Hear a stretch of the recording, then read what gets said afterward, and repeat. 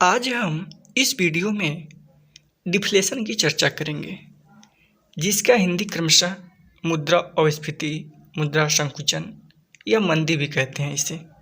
चलिए डिफ्लेशन को समझते हैं।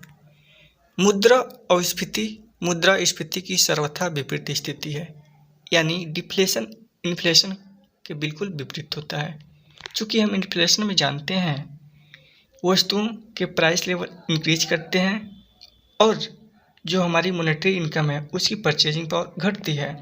तो इस प्रकार से हम यह कह सकते हैं कि डिफ्लेशन में जो वस्तुओं की जो प्राइस लेवल है वो डिक्रीज करती है और जो हमारी मॉनेटरी इनकम होती है उसकी परचेजिंग पावर इंक्रीज करती है।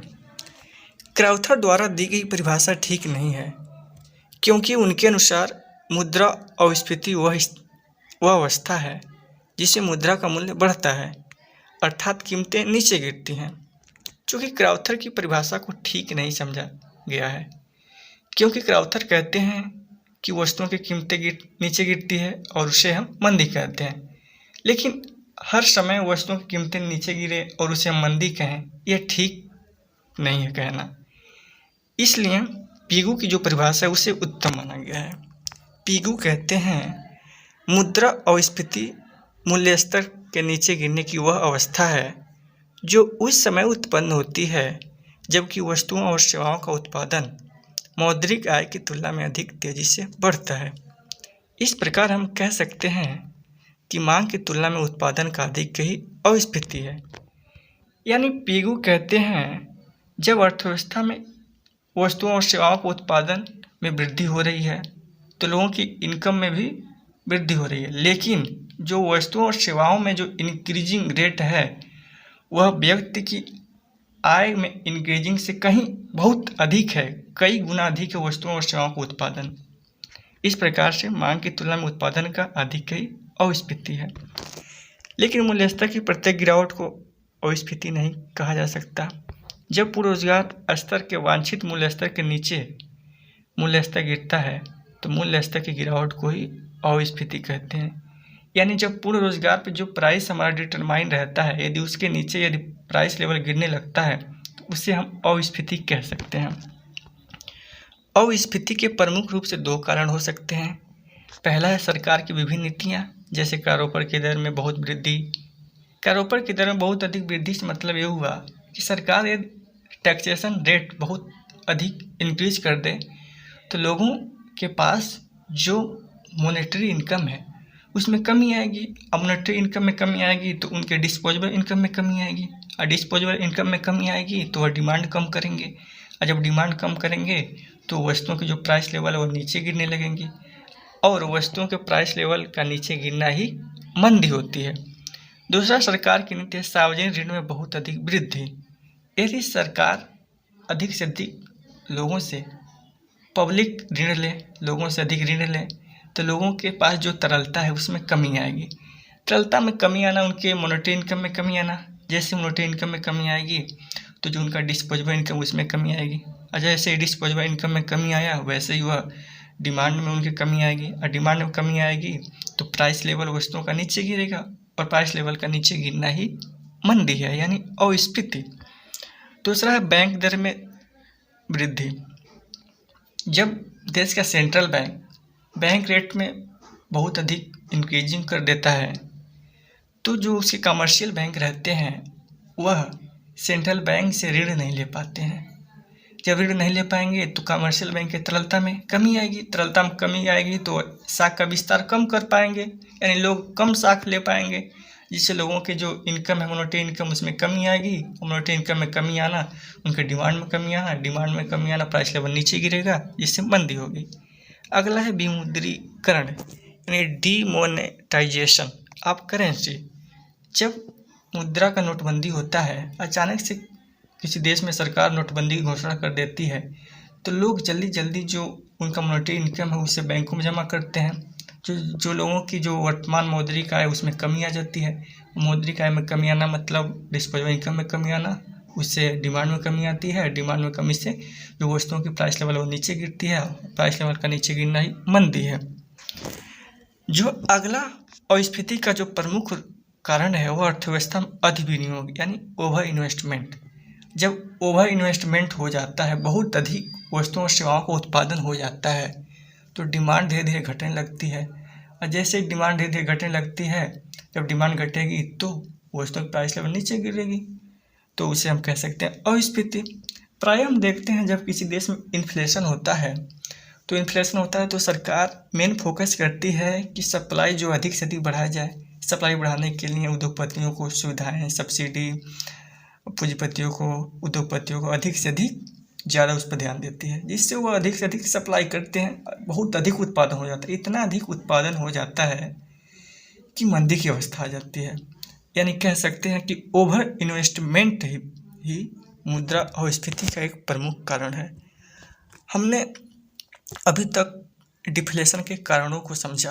अब हम इफेक्ट ऑफ डिफ्लेशन यानी मुद्रा अस्फीति के प्रभाव को जानेंगे। पहला हमारा है effect on production and employment. अस्फीति में उत्पादन तथा रोजगार पर प्रतिकूल प्रभाव पड़ता है। हम देख चुके हैं कि मंदी की स्थिति में एक ओर मूल्य बहुत तेजी से गिर रहा होता है और दूसरी ओर लागत न केवल स्थिर बल्कि निरंतर वृद्धि होती है। जब लागत में बहुत अधिक वृद्धि होगी तो स्वाभाविक है जो प्रोड्यूसर है उसे कम लाभ मिलेगा, और जब लाभ की सीमा उसकी कम हो जाएगी तो फलस्वरूप उत्पादन तथा रोजगार कम होने लगते हैं। उत्पादन जैसे ही वह कम करेगा प्रोड्यूसर, तो उसके उत्पादन करने में जो मजदूर लगे रहेंगे वो बेरोजगार हो जाएंगे। बेरोजगार हो जाएंगे तो जो उनकी जो मौद्रिक आय उसमें कमी आएगी। मौद्रिक आय कमी आने से वह समग्र मांग कम करेंगे, और जैसे ही मांग कम करेंगे वैसे ही जो वस्तुओं को प्राइस लेवल वो नीचे गिरेंगी, और प्राइस लेवल का नीचे गिरना ही मुद्रा संकुचन, मंदी या अस्फीति कहते हैं। मुद्रा अस्फीति की स्थिति एक विचित्र विरोधाभास है, क्योंकि वस्तुएं प्रचुर मात्रा में फिर भी लोग गरीब और ऋणग्रस्त रहते हैं। हम देखते हैं कि डिफ्लेशन में वस्तुएं की जो कीमतें बहुत कम हो जाती हैं, बहुत घट जाती हैं, फिर भी लोग चाहकर भी नहीं खरीद पाते हैं। एक प्रकार का विरोधाभास है कि वस्तुएं बहुत सस्ती भी हैं और लोग खरीद भी नहीं पा रहे हैं। इसलिए नहीं खरीद पाते हैं कि उनके पास जो मॉनेटरी इनकम है उसमें भी कमी आ जाती है। डिफ्लेशन का अगला इफेक्ट है हमारा, वो है effect on distribution of income, यानी आय के वितरण पर डिफ्लेशन का प्रभाव। यदि हम यह माने कि समाज में दो वर्ग हैं, एक वह वर्ग जिसकी आय स्थिर है और एक वे वर्ग जिनकी आय परिवर्तित हैं।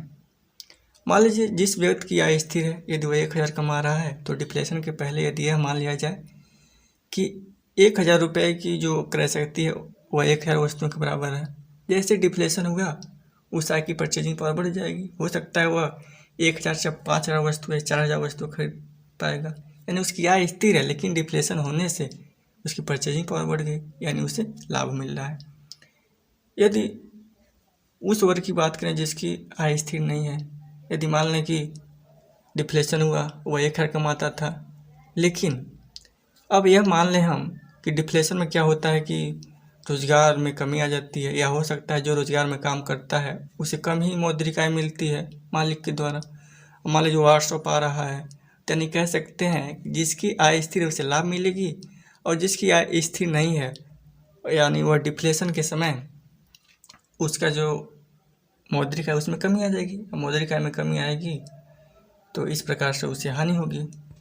जो हमारा अगला इफेक्ट है वो है effect on traders and producer, यानी मुद्रा अस्फीति के व्यापारी तथा उत्पादक पर प्रभाव।